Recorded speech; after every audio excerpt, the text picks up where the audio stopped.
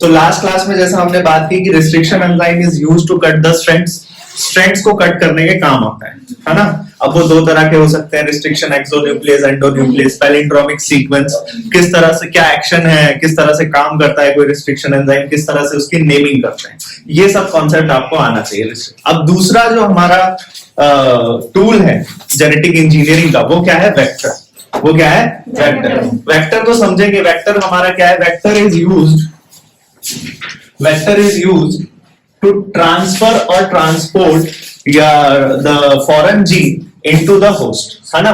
आपको पता है ये बात, शुरू से पहली क्लास से हम यही बात कर रहे हैं कि आपको चाहिए एक फॉरेन जीन। क्या चाहिए?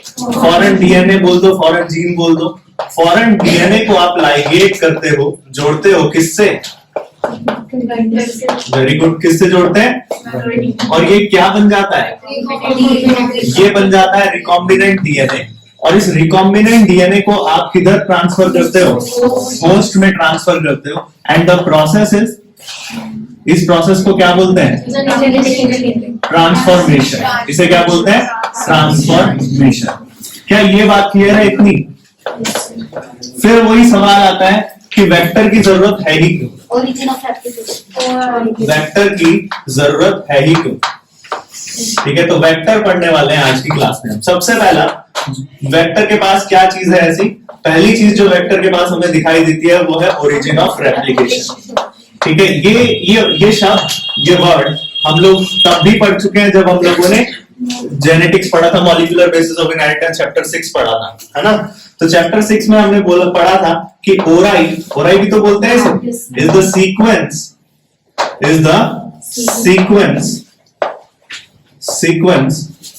from where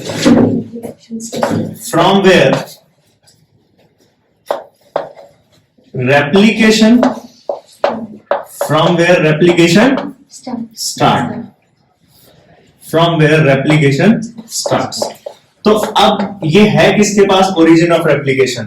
ये ओरिजिन ऑफ रेप्लिकेशन आप देखते हो है तो वेक्टर के पास। यानी कि प्रोसेस चलो आप ये कर भी दो कि फॉरेन डीएनए को आपने क्या किया? फॉरेन डीएनए को सीधा जाके होस्ट में डाल दिया, लेकिन होस्ट में जाने के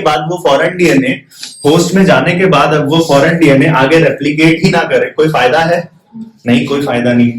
ठीक है, तो दूसरी चीज जो आपको देखने को मिलती है वेक्टर के पास, वो है सेलेक्टेबल मार्कर। क्या देखने को मिलता है? सेलेक्टेबल मार्कर समझने से पहले एक कहानी सुनो। सेलेक्टेबल मार्कर, ठीक है, एक शॉर्ट स्टोरी। कहानी क्या है? कहानी ये है कि ओरिजिन का वक्त हो रहा होता है। ओरिजिन मतलब शुरुआत आप लोगों की कहां से हुई थी? ये जो जर्नी जो भी है, आप लोगों की शुरुआत होती है 11th से, है ना। जब आप 10th क्रॉस करते हो तब आप बोलते हो कि भाई चलो साइंस तो ले ली है, अब क्या करना चाहिए? ट्यूशन ढूंढना चाहिए। कौन पढ़ा रहा है? फिजिक्स, केमिस्ट्री, बायो, मैथ्स है। तो वही वाली ओरिजिन वाली स्टोरी है। ठीक है, तो ओरिजिन का वक्त है। ठीक है, ओरिजिन मतलब स्टार्ट ना। तो ओरिजिन का वक्त है और आप देखते हो कि दो कॉमर्स स्टूडेंट है। दो क्या है? कॉमर्स स्टूडेंट है। एक का नाम है प्रशांत और एक का नाम है पवन। ठीक है, एक का क्या नाम है? प्रशांत और एक का नाम है पवन। प्रशांत और पवन वो आप ही की तरह है। 10th निकलने के बाद वो 11th में आते हैं। ठीक है, और 11th में जैसे ही आया वो पहला काम क्या करेंगे? ट्यूशन ढूंढेंगे।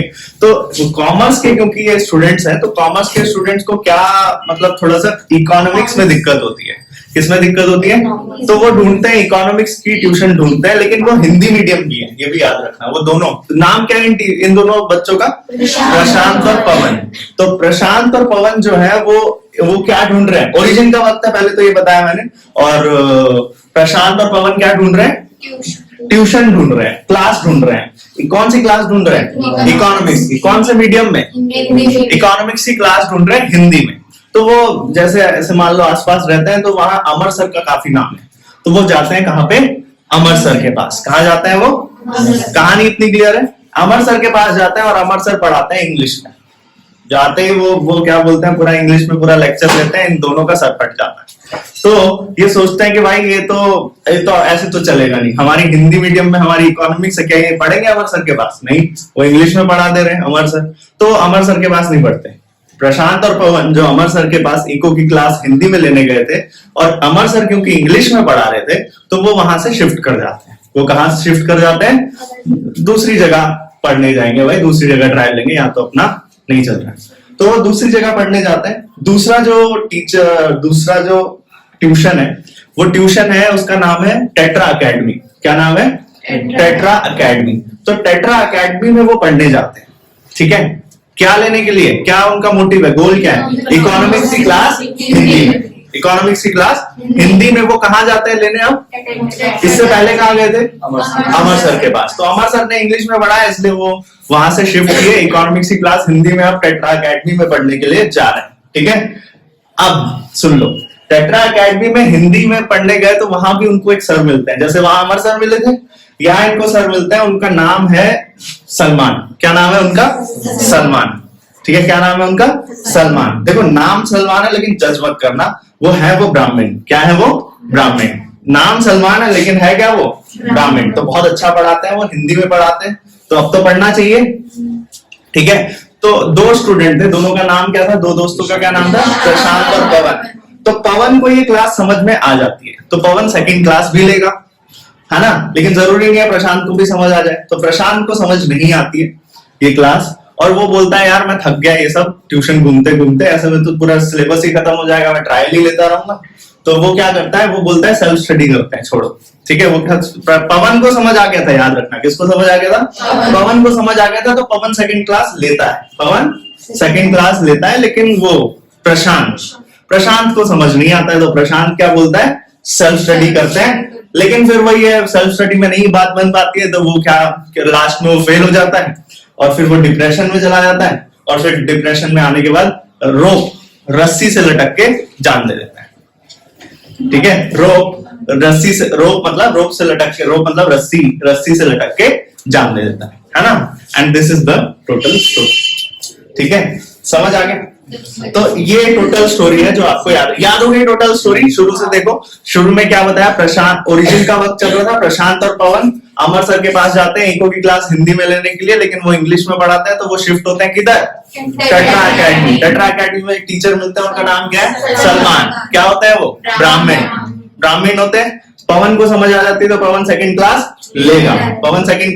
लेगा, लेकिन किसको समझ नहीं आती है? प्रशांत को समझ नहीं आती है, तो वो रस्सी से लटक के, रोप से लटक के जान दे देता है, ठीक है। और इसी तरह से आप लोग क्या याद रखेंगे? वेक्टर। देखो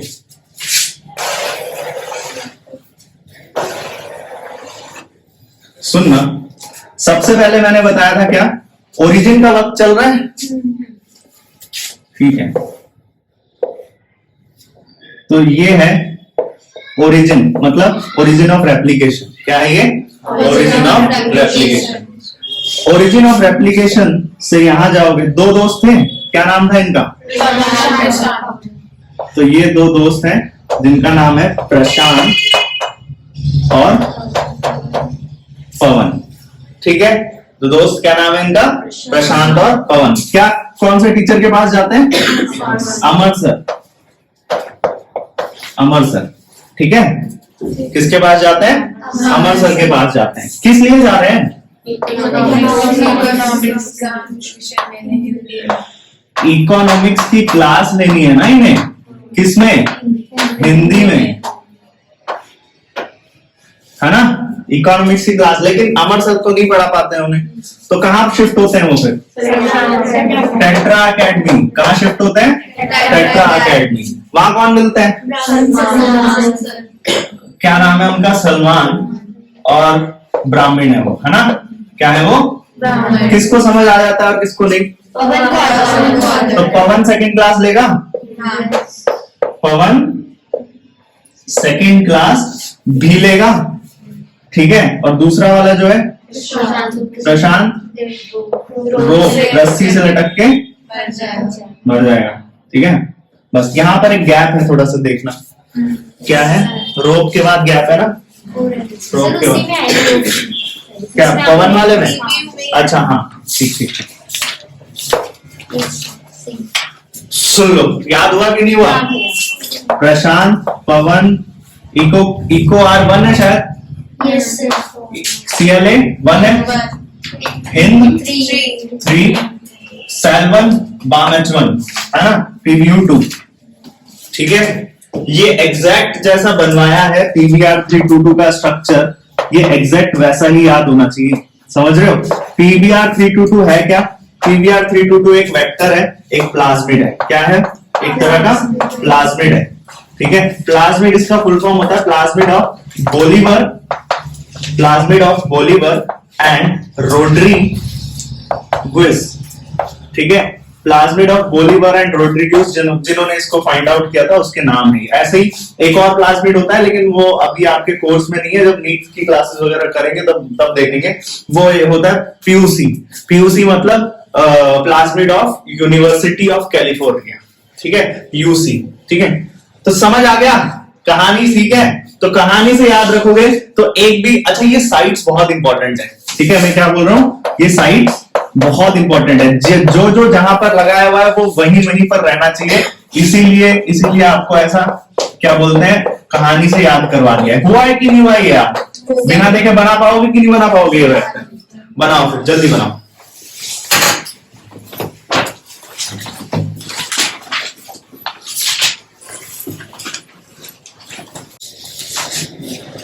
सुनेंगे क्या कहा है कि जैसे मान लो एक और कहानी। ठीक है, एक और कहानी सुनो।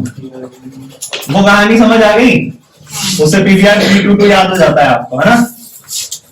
हो भी क्या होगा यार? अब सुन लो क्या होता है कि जैसे एयरप्लेन, क्या होता है?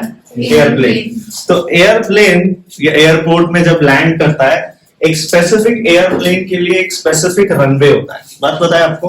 कोई भी होगा, बोइंग हो गया या फिर कोई भी किसी भी तरह का अगर एयरप्लेन है तो उसके लिए स्पेसिफिक क्या होता है?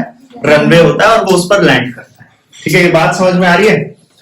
ठीक है, तो अब मान लो कोई प्लेन ए है, तो वो प्लेन ए रनवे ए पे ही लैंड करेगा, है ना? और वैसे ही प्लेन बी है तो वो रनवे बी पे लैंड करेगा। सीधी बात है, समझ आ रहा है इतना? तो ऐसे ही सेम वे यहां पर भी अगर आप देखो, ठीक है। अच्छा, कुछ बच्चों को समझ नहीं आया, मैं थोड़ा सा एग्जांपल दे देता हूं। जैसे ट्रेन, रेलवे, तो ट्रेन में क्या होता है? ट्रेन आती है रेलवे स्टेशन पे, तो रेलवे स्टेशन पर ट्रेन आती है, और हर ट्रेन को आने के लिए क्या होता है? अपना प्लेटफॉर्म होता है। हर ट्रेन जो आती है वो किस पर आती है? अपने प्लेटफॉर्म पर आती है। होता है ऐसा, है ना? जैसे मान लो राजधानी एक्सप्रेस, वो बोलते हैं ना क्या, राजधानी एक्सप्रेस आने वाली है प्लेटफॉर्म नंबर 4 पर, वो अपने निर्धारित समय से ही चलेगी, ऐसा बोलते हैं ना वो। ठीक है, हाँ, तो वही है राजधानी एक्सप्रेस। जैसे अगर उसका डिसाइडेड है कि उसके लिए हर ट्रेन के लिए अपना क्या रहता है? एक प्लेटफॉर्म रहता है जहां पर वो आती। क्या ऐसा होता है कि एक प्लेटफॉर्म पर एक ही ट्रेन आती है, या एक से ज्यादा ट्रेन भी आती है? एक से ज्यादा ट्रेन भी आती है। मतलब यानी कि ऐसा थोड़ी है कि मान लो सुबह टाइम चेंज हो जाता है बस। सुबह जैसे मान लो सुबह आई थी राजधानी एक्सप्रेस, शाम को कौन आ रही है? शताब्दी आ रही है। होता है ना ऐसा? ठीक है, तो यानी कि हमें ये बात समझ आती है कि एक प्लेटफॉर्म पर एक से ज्यादा ट्रेन आती जाती रहती है। उसी प्लेटफॉर्म पर एक से ज्यादा ट्रेन आती जाती है। लेकिन ये भी बात जरूर फिक्स्ड है कि जो ट्रेन का डिसाइडेड है, मान लो कि जो ट्रेन डिसाइडेड है कि कहाँ आएगी, जो ट्रेन मान लो कि डिसाइड है कि प्लेटफॉर्म नंबर 3 पे आएगी, तो वो 3 पर ही आएगी। ठीक है, वो कहां पर आएगी? 3 पर ही आएगी। ये बात समझ में आ रही है? कहां पर आएगी? वो 3 पर आएगी। क्लियर है? 3 पर आएगी। एक और बात समझना कि यहां पर जितनी आपको ये साइट्स दिखाई दे रही है, यहां पर जितनी आपको साइट्स दिखाई दे रही है, eco R1, CLA1, Hind 3, SAL1, balm H1, PbU2 और क्या क्या है ये?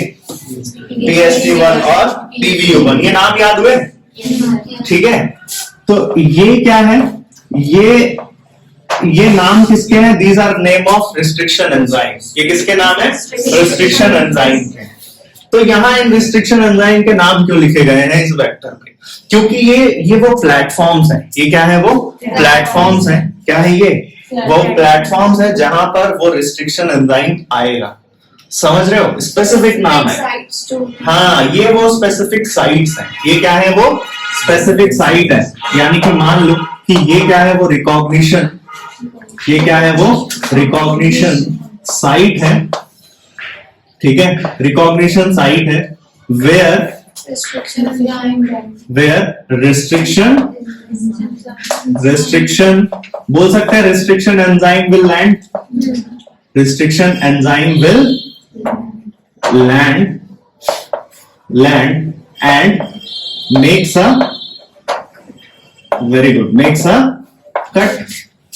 तो अब एक बात सुनो, क्या आपको ऐसा दिख रहा है कि एक रिस्ट्रिक्शन एंजाइम के लिए, आपको ऐसा दिख रहा है कि एक रिस्ट्रिक्शन एंजाइम के लिए एक ही प्लेटफॉर्म है, लेकिन एक प्लेटफॉर्म पर एक से ज्यादा रिस्ट्रिक्शन एंजाइम आ रहे हैं। सेम कॉन्सेप्ट, ट्रेन वाला लगाओ, समझ आया कि नहीं आ रहा है?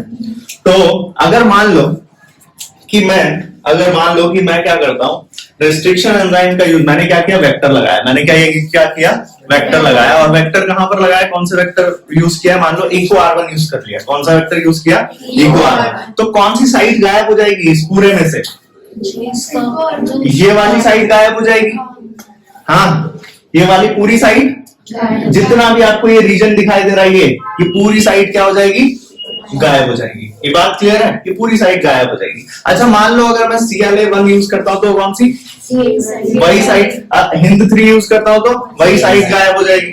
अच्छा, मान लो कि अगर मैं, सर ये साइड इसलिए गायब हो रही है रिस्ट्रिक्शन एंजाइम ने, हाँ, क्योंकि रिस्ट्रिक्शन एंजाइम ने कट लगाया। समझ आया? रिस्ट्रिक्शन एंजाइम पर्टिकुलर अपने रिस्ट्रिक्शन साइट पर आएगा और उन्हीं रिस्ट्रिक्शन साइट के यहाँ पर नाम लिखे गए हैं। समझ आया? ये पहली चीज है। अच्छा, मान लो अगर मैं यहाँ पर यूज करता हूँ PST1 तो कौन सी साइड गायब हो जाएगी, ये वाली पूरी साइड गायब हो जाएगी, ये वाला शेडेड एरिया गायब हो जाएगा। चलो, दूसरी बात याद रखना, यहाँ पर कुछ सेलेक्टेबल मार्कर भी है। यहाँ पर कुछ क्या है, मैंने बताया था, सेलेक्टेबल मार्कर्स होते हैं। सेलेक्टेबल, हम दो बातें कर चुके हैं। पहली बात हमने की किसकी, पहली हम बात कर चुके हैं ओरिजिन ऑफ रेप्लिकेशन की, दूसरी हम बात कर चुके हैं रिस्ट्रिक्शन साइट की, है ना। क्या होता है इसके पास, ओरिजिन ऑफ रेप्लिकेशन होता है, दूसरा क्या होता है, रिस्ट्रिक्शन साइट होता है, और तीसरी चीज इसके पास क्या होती है, सेलेक्टेबल मार्कर। सेलेक्टेबल मार्कर मतलब antibiotic resistant gene. Antibiotic resistant gene, antibiotic resistant gene क्या होता है और क्यों लगा हुआ है यहाँ पर, ठीक है, वो समझो। जैसे कि क्या करते हो, अब वही सुनो, आप क्या करते हो, कोई भी दवाई खाते हो, ठीक है, आप क्या करते हो, किसी भी तरह का कोई एंटीबायोटिक खाते हो, तो उससे रेजिस्ट करने के लिए जो जीन प्रेजेंट होता है उस बैक्टीरिया के पास, ठीक है, ताकि वो दवाई उसको किल ना कर दे, जो आपकी बॉडी में पैथोजन प्रेजेंट है, उस जीन को आप बोलते हो एंटीबायोटिक रेजिस्टेंट जीन। क्या बोलते हैं, एंटीबायोटिक रेजिस्टेंट जीन। बात समझ में आ रही है, क्या बोलते हैं उसको, एंटीबायोटिक रेजिस्टेंट जीन, ठीक है, एंटीबायोटिक रेजिस्टेंट जीन बोल देते हैं।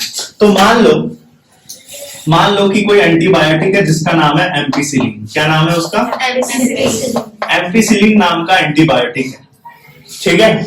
ये एंटीबायोटिक कहां प्रेजेंट है, दवाई है ना मतलब, तो ये एंटीबायोटिक कहां प्रेजेंट है, किसी होस्ट की बॉडी में प्रेजेंट है, किसी होस्ट की। ध्यान से समझने की कॉन्सेप्ट इतना इंपॉर्टेंट है, ठीक है।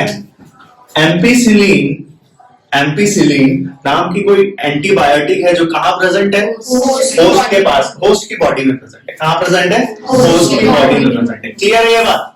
अब मैं क्या करता हूं,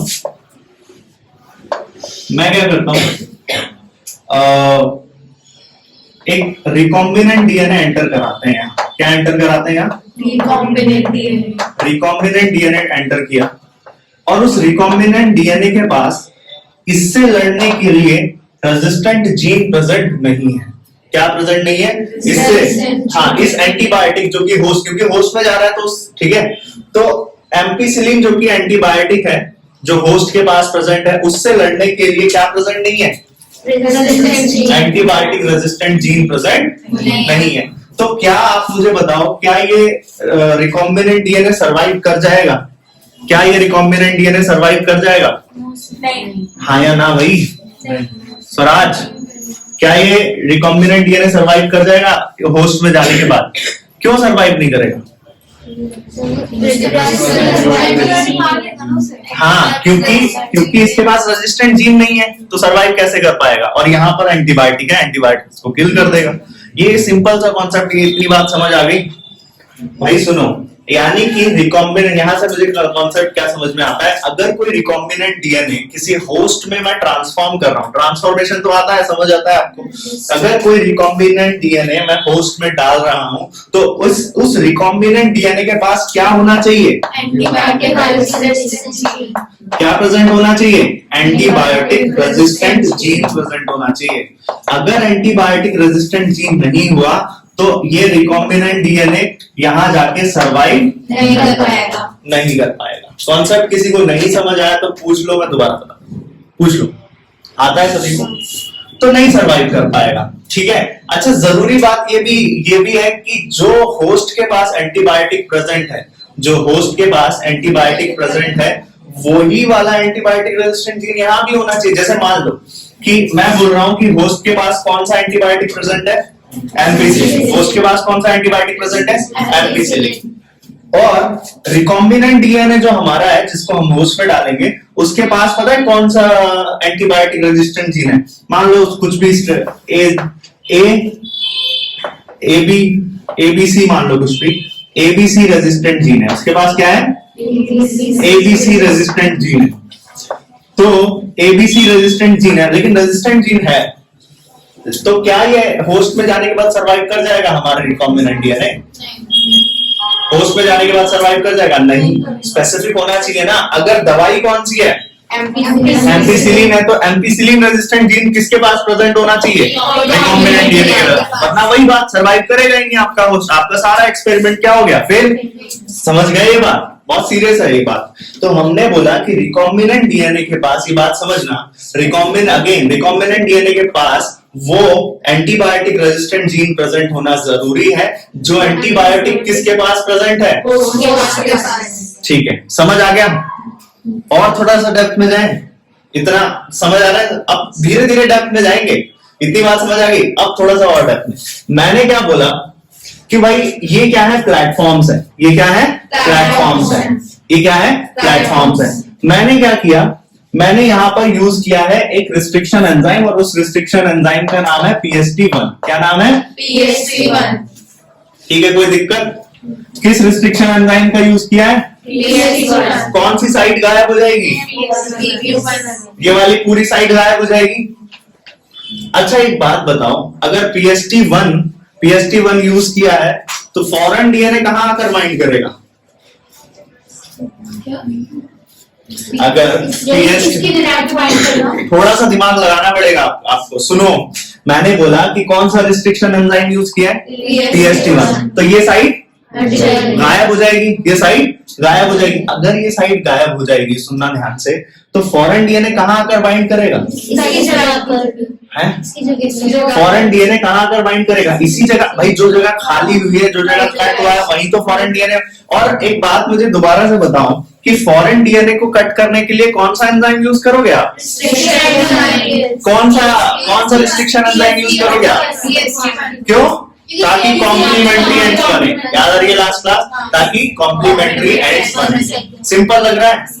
तो अब अभी सिंपल लग रहा है, देखो घर जाके भूल मत जाना है, धीरे धीरे कॉम्प्लेक्स होगा ये, ठीक है? समझ, अभी और डेप्थ में जा रहे हैं हम, धीरे धीरे जा रहे हैं, तो फोकस पूरा यही रखना, ठीक है? तो समझो मैंने क्या कहा शुरू से। देखो भाई, मैंने क्या कहा, इको R1 अगर यूज करेंगे तो ये वाला पार्ट कट होगा, ठीक है? PST1 यूज करेंगे तो ये वाला पार्ट कट होगा। तो जो पार्ट, मान लो ये पार्ट गायब हो गया, ये पार्ट क्या हो गया, गायब हो गया। यही होगा ना अगर मैं PST यूज करता हूं तो? यही होगा अगर PST यूज करता है तो, कि नहीं? यही होगा PST यूज करेंगे तो। अगर ये हुआ है तो फॉरेन डीएनए भी कहां आकर बाइंड करेगा, इसी साइड पे फॉरेन डीएनए बाइंड करेगा कि नहीं? फॉरेन डीएनए आ गया। चलो मान लो अब फॉरेन डीएनए लग गया है। कौन लग गया? फॉरेन डीएनए लग गया। अब यहाँ पर PST1 और AMP1 है क्या? AMPR वो मतलब एम्पिसिलिन रेजिस्टेंट जीन नहीं है, तो यहाँ पर ये क्या है, फॉरेन डीएनए। यहाँ पर क्या है, फॉरेन डीएनए। क्या अब इसे मैं वेक्टर बोलूंगा या रिकॉम्बिनेंट डीएनए बोलूंगा? Recombinant DNA. ऑब्वियसली अब क्या बन चुका है, ये रिकॉम्बिनेंट डीएनए क्यों? क्योंकि इसके पास फॉरेन डीएनए भी है और वेक्टर भी है, तो इसे क्या बोलोगे आप? Recombinant DNA. अब आप लोग मुझे बताओ, अगर इस रिकॉम्बिनेंट डीएनए को इस होस्ट में डाल दिया जाए, अगर इस रिकॉम्बिनेंट डीएनए को इस होस्ट में डाल दिया जाए तो क्या सरवाइव करेगा या नहीं करेगा? अगर इसका आंसर दे दिया तो टॉपिक क्लियर है। नहीं करेगा। हाँ? इसके पास एएमपी नहीं है रुक ना। जाओ भाई, एक एक करके। क्या इस रिकॉम्बिनेंट डीएनए को अगर मैं इस होस्ट में डाल दूं तो क्या ये सरवाइव करेगा कि नहीं सरवाइव करेगा? हाँ और ना, बस सिंपल आंसर। नहीं करेगा। कौन बोल रहा है कर जाएगा? क्यों? सर क्योंकि वो वहाँ पे अटैच हुआ तो उसकी प्रॉपर्टीज नहीं आ जाएंगी उसमें। प्रॉपर्टीज नहीं, अब चीज ही गायब कर दिया तो प्रॉपर्टी कहां से आ जाएगी? उसकी जगह पे आ गया ना। एक बात बताओ, तुम कुर्सी से उठ के घर चले गए तो और जो नेक्स्ट टाइम इस कुर्सी पे बैठेगा तो उसमें रितिका की प्रॉपर्टीज आ जाएंगी? नहीं होगा ना ऐसा पॉसिबल। वही तो हुआ है, यहाँ से आपने हटा दिया फिर फॉरेन डीएनए आया, क्या उसके वो हटने के बाद भी प्रॉपर्टी थी? अब बताओ मुझे, नहीं। क्या ये यहाँ पर ग्रो कर सर्वाइव कर पाएगा कि नहीं कर पाएगा? जुनैद, लक्ष्य क्यों नहीं कर पाएगा? नहीं पता, नहीं पता। समझ आ रहा है कि नहीं आ रहा है? ये नहीं पता। हाँ विष्णु, नहीं पता। नहीं पता तो बता दो, मैं बता दूंगा। हाँ नहीं पता चल रहा। हाँ नहीं पता चल रहा। हाँ एएमपी गायब हो गया ना डिस्ट्रक्शन। हाँ सर नहीं करेगा। नहीं करेगा तुम्हें डेफिनेट। क्यों क्यों नहीं करेगा सरवाइव? क्योंकि सर उसको मैं डिस्ट्रक्शन भाई सीधी सी बात सुनो सुनो सुनो सुनो, अभी अभी हमने सेम बात की थी। रिकॉम्बिनेंट डीएनए के पास क्या होना चाहिए? बोलना यार, नहीं आंसर करोगे नहीं समझ आएगा ये टॉपिक। सुनो, रिकॉम्बिनेंट डीएनए के पास क्या प्रेजेंट होना चाहिए? Antibiotic resistant gene. ठीक है, किससे फाइट करने के लिए? होस्ट के पास जो एंटीबायोटिक प्रेजेंट है उससे फाइट करने के लिए, है ना? यानी कि मान लो अगर होस्ट के पास, होस्ट तो वही है, होस्ट के पास क्या प्रेजेंट है? एम्पिसिलिन प्रेजेंट है। यानी कि जो मैं रिकॉम्बिनेंट डीएनए डाला उसके पास भी एम्पिसिलिन रेजिस्टेंट जीन प्रेजेंट होना चाहिए कि नहीं होना चाहिए? इधर होता है एम्पिसिलिन रेजिस्टेंट जीन और इधर होता है टेट्रासाइक्लिन रेजिस्टेंट जीन। समझ आया? इधर क्या प्रेजेंट था अभी देखा था हमने? Ampicillin resistant gene. इधर क्या है? Tetracycline resistant gene. तो कट कहां पर लगाया? वो आपसे यही बोलेगा, कट कहां पर लगाया? भाई पीएसटी 1 आया था, वो सीधा सीधा क्वेश्चन बोलेगा, वो बोलेगा पीएसटी। पीएसटी ने क्या किया? पीएसटी ने कट लगाया है, पीएसटी ने कट लगाया है। और आप मुझे बताओ कि वो एम्पिसिलिन वाले होस्ट में सर्वाइव करेगा कि नहीं करेगा? नहीं करेगा। क्यों? अगर पीएसटी ने कट लगाया तो वो साइट गायब होगी जहां पर एम्पिसिलिन रेजिस्टेंट जीन प्रेजेंट था। समझ आया? अगर पीएसटी ने कट लगाया तो ये साइट गायब होगी, अगर ये साइट गायब होगी तो साथ के साथ एम्पिसिलिन रेजिस्टेंट जीन भी चला जाएगा। समझ आया? और अगर एम्पिसिलिन रेजिस्टेंट जीन ही नहीं है तो क्या ये इस होस्ट में सर्वाइव करेगा? नहीं। ठीक है, समझ आया कि नहीं आया? अब बताओ किसको नहीं समझ आया? लक्ष्य पक्का? एक और क्वेश्चन दे दें? हाँ से तो दे दें? ठीक है, इसको तो नोट क्या कर लेना, रुक जाओ कर लेना नोट। अरे भेज दूंगा मैं, ठीक है? वो तो फोटो बन ही रही है ना, रुक जाओ। बन रही है ना वीडियो तो? कि स्विच ऑफ हो गया? स्विच ऑफ हो गया? स्विच ऑफ है। नहीं तो नहीं है। अच्छा सुन लो भाई, क्या है, अब मान लो कि अब कौन सा, अब सुनो, अब वही सिनेरियो तो वही है, ठीक है? मान लो क्या है, ये वेक्टर है। अब दो बातें याद रहनी चाहिए, आंख बंद करके भी अगर मैं बोलूं, इधर क्या होता है? Ampicillin resistant gene. इधर क्या होता है? Tetracycline resistant gene. हुआ क्या? मैंने क्या किया है? बाम H1 यूज किया है। मैंने कौन सा रिस्ट्रिक्शन एंजाइम यूज किया है? बाम H1 यूज किया है। ध्यान देना, मैंने कौन सा रिस्ट्रिक्शन एंजाइम यूज किया है? Bam H1। मैंने बाम H1 यूज करने के बाद इस रिकॉम्बिनेंट डीएनए बन जाएगा ना उसके बाद। तो रिकॉम्बिनेंट डीएनए, इस रिकॉम्बिनेंट डीएनए को एक ऐसे होस्ट में डाला जिसके पास एम्पिसिलिन रेजिस्टेंट जीन है। क्या है? सॉरी, जिसके पास एम्पिसिलिन नाम का जिसके पास एम्पिसिलिन नाम का एंटीबायोटिक है। क्या ये सर्वाइव कर जाएगा? है सबके आंसर? हाँ, क्या ये सर्वाइव करेगा कि नहीं करेगा? रितिका यार बोलो, एक बात सुन। नहीं करेगा सर, क्योंकि इसको भी एम्पिसिलिन नहीं है। किसके पास एम्पिसिलिन नहीं है? टेट्रा बाम H1 तो रिस्ट्रिक्शन एंजाइम है ना। मैं बोल रहा हूँ कि इसको कट करने के लिए, ये तुम्हारा जो वेक्टर है ना, इसको कट करने के लिए मैंने किसका यूज किया है? बाम H1 का यूज किया है। तो कट ही नहीं होगा। जैसे बैक टू बैक बातें कर रहा है, अगर कट करेगा बाम H1 यहाँ होता है कि नहीं होता है? अभी बताया था ब्राह्मण सलमान, तो ये वाला साइड का बाम H1, ये वाला साइड गायब होगा कि नहीं होगा? आप उधर एरो भी मार रहे हो क्या एरो मार रहा हूँ? सर आपको तो एरो तो मैं कहीं भी मार सकता है, इसका छोड़ो। अब सुनो, ठीक है, अब मैंने क्या किया, समझ गए तुम क्वेश्चन क्या है? मैंने बोला वेक्टर, कृतिका वेक्टर कौन सा है भाई? Balm H1। अगर रिस्ट्रिक्शन एंजाइम कौन सा है? Bam H1। अगर बाम H1 रिस्ट्रिक्शन एंजाइम का यूज करता हूं मैं इस सिनेरियो में, तो और होस्ट के पास क्या है? एम्पिसिलिन। क्या जाने के बाद सर्वाइव करेगा? हाँ या ना? क्यों? क्योंकि सर क्योंकि एम्पिसिलिन तो है, गायब क्या हुआ है? क्या गायब हुआ है? अगर मैं बोलूं कि मैंने यूज किया है इको R1, क्या यूज किया है? क्या सर्वाइव करेगा कि नहीं करेगा? सर करेगा। अब आ रहा है समझ स्वराज? ऐसे जनता के साथ हाँ मत बोलो, आ रहा है तो बोलो। Priyanka Kushwaha, yes sir. क्या नाम है? पलक। हाँ, आ रहा है कि नहीं आ रहा है? ठीक है। हाँ, लक्ष्य, विष्णु साहू, गुप्ता, दास, हाँ आ रहा है समझ? बस यही कॉन्सेप्ट है सेलेक्टेबल मार्कर का। तो सेलेक्टेबल मार्कर का यूज हम करते हैं क्या पता लगाने के लिए? वी यूज, अभी देख लो टाइम क्या हो गया? 41 हुआ है अभी ना, 45। देख लो, सेलेक्टेबल मार्कर का यूज हम करते हैं क्या करने के लिए? ये पता लगाने के लिए कि डिफरेंशिएट करने के लिए कि ट्रांसफर कौन सा ट्रांसफॉर्मेंट है और कौन सा differentiate between transformant and non transformant. Differentiate between transformant and non transformant.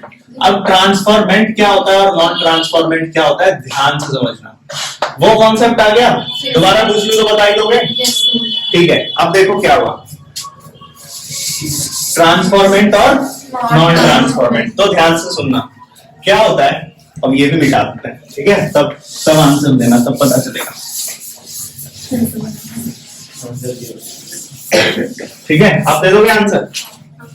ये एम्पिसिलिन और टेट्रासाइक्लिन तो याद ही है कौन सा कहां पर है, और उस साइट पर कौन कौन से रिस्ट्रिक्शन साइट है? बताओ, एम्पिसिलिन वाले जगह पर कौन कौन से रिस्ट्रिक्शन साइट है?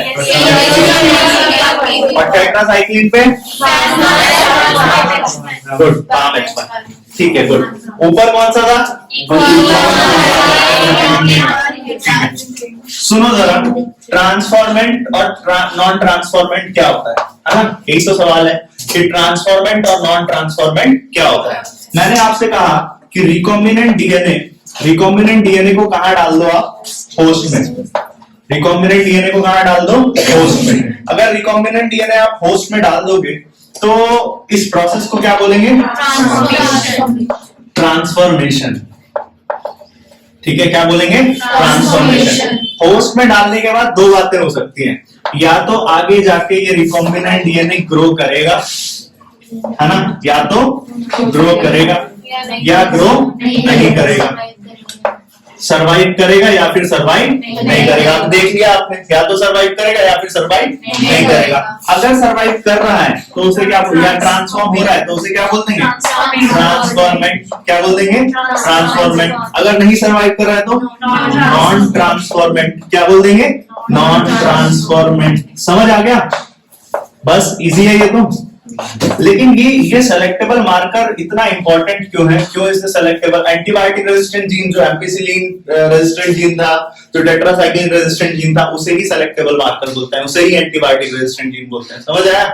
तो हुआ क्या, ये कैसे हेल्प करता है to determine the difference between ampicillin, the difference between transformant and non transformant. अब मान लो ये बहुत ज्यादा क्रूशियल और बहुत ज्यादा इंपॉर्टेंट इसलिए हो जाता है कि मान लो मैंने क्या किया, रिकॉम्बिनेंट डीएनए बनाया। बहुत मेहनत लगती है पहले तो बनाने में, इसको रिकॉम्बिनेंट डीएनए बनाने में मेहनत लगेगी। आपको पहले क्या करना है, मान लो जुगनू वाला एग्जांपल है, तो आपको क्या करना है, जुगनू से डिजायर्ड जीन निकालो, उसको क्या करो, उसके साथ लाइगेट करो, किसके साथ, वेक्टर डीएनए के साथ, समझ रहे हो।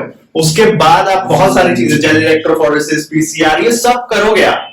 उसके बाद आप होस्ट में ट्रांसफॉर्म कर रहे हो, ट्रांसफॉर्मेशन कर रहे हो, और जाने के बाद सर्वाइव भी नहीं किया, प्रोसेस पूरा फिर दोबारा करो। समझ आया कि नहीं आप? तो इस मेहनत से बचने का कोई तरीका है कि आपको पहले से ही, मान लो आप जो रिकॉम्बिनेंट डीएनए डाल रहे हो, आप चाहते हो, क्या चाहते हो आप, ट्रांसफॉर्मेंट हो या नॉन ट्रांसफॉर्मेंट हो? वो ट्रांसफॉर्मेंट हो, क्या चाहते हो आप, ट्रांसफॉर्मेंट हो। तो आप क्या बनाते हो, एक मीडियम बनाते हो। क्या बनाते हो, एक आप मीडियम बनाते हो खुद से। आपके पास इतने मेथड्स तो होते हैं कि आप ये पता लगा सको, आपके पास, सुनना ध्यान से, ये मेथड्स तो होते हैं कि आप ये पता लगा सको कि होस्ट के पास कौन सा एंटीबायोटिक प्रेजेंट है। होस्ट के पास कौन सा एंटीबायोटिक प्रेजेंट है। मान लेते हैं कि होस्ट के पास एंटीबायोटिक प्रेजेंट है टेट्रासाइक्लिन। कौन सा, टेट्रासाइक्लिन होस्ट के पास प्रेजेंट है, ठीक है। टेट्रासाइक्लिन होस्ट के पास प्रेजेंट है, ठीक है। एक ही एग्जांपल है आपके एनसीईआरटी में, बस वही आता है, ठीक है।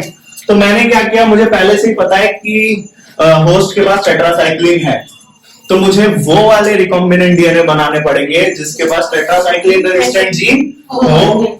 तो मैंने क्या किया, ये जो मीडियम लिया, इसको मैं बोलता हूं आर्टिफिशियल होस्ट। क्या बोलता हूं इसे मैं, artificial host. For testing purposes के लिए क्या लिया मैंने, टेस्ट के लिए, टेस्ट करने के लिए। एक्चुअल मतलब एक्चुअल ट्रांसफॉर्मेशन नहीं कर रहा मैं, उस ट्रांसफॉर्मेशन से पहले जो एक टेस्ट कर रहा हूं मैं, उसे बोलते हैं आर्टिफिशियल। इस मीडियम में क्या डाल दूं मैं, इस मीडियम में भी क्या डाल दूंगा, जानबूझ के टेट्रासाइक्लिन एंटीबायोटिक डाल दूंगा मैं। वेरी गुड, समझ आया। क्या डाल दें यहाँ पर, टेट्रासाइक्लिन। अब ये भी होस्ट को रिजेंबल करेगा, लेकिन ध्यान रखना है, क्या ये होस्ट है, नहीं। अब मेरे पास ना 10 डीएनए है, मेरे पास क्या है, 10 रिकॉम्बिनेंट डीएनए, और मुझे पता लगाना है उसमें से कि कौन सा डीएनए उसमें से रिकॉम्बिनेंट है, या कौन सा डीएनए उसमें से ट्रांसफॉर्मेंट है, और कौन सा नॉन ट्रांसफॉर्मेंट है। यही तो काम है किसका, सेलेक्टेबल मार्कर का। तो आप मुझे बताओ कि कौन सा ट्रांसफॉर्म कर जाएगा और कौन सा ट्रांसफॉर्म नहीं करेगा, ठीक है।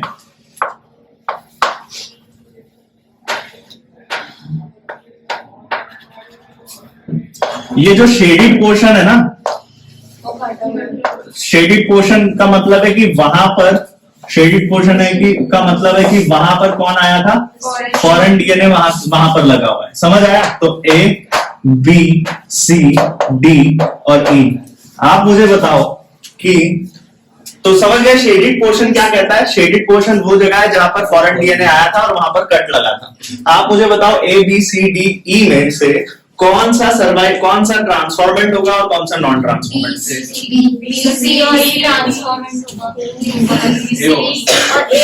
क्या ए, जल्दी बताओ, क्या ए ट्रांसफॉर्मेंट है या नॉन ट्रांसफॉर्मेंट? Non transformant. क्यों? क्योंकि इसके पास टेट्रासाइक्लिन रेजिस्टेंट जीन नहीं है। तो ये क्या हो गया, नॉन ट्रांसफॉर्मेंट। अच्छा, ये क्या है फिर, ये क्या है, ये क्या है, ये क्या है, पता चल गया आपको कौन सा ट्रांसफॉर्मेंट है, कौन सा नॉन ट्रांसफॉर्मेंट है। इसका मतलब आप किसका यूज करोगे, ये तो यूज करोगे नहीं, ये भी नहीं यूज करोगे। जब एक्चुअल में आपको ट्रांसफॉर्मेशन करना होगा, एक्चुअल होस्ट में आप किसको डालोगे, एक्चुअल होस्ट में आप बी, सी, ई में से किसी को ट्रांसफॉर्म करोगे। तो there is 100% chances of transformation कि नहीं। And this is ensured by what, selectable marker. That is why we call antibiotic resistant genes a selectable marker. समझ आया। इस तरह से कथा समाप्त। टॉपिक समझ आया, थोड़ा सा पढ़ लेना इसको, जो पढ़ाया है, वीडियो जरूर देख लेना। हाँ ठीक है, वरना सब भूल हो जाएगा। तो इसके बना रहे हैं नोट्स से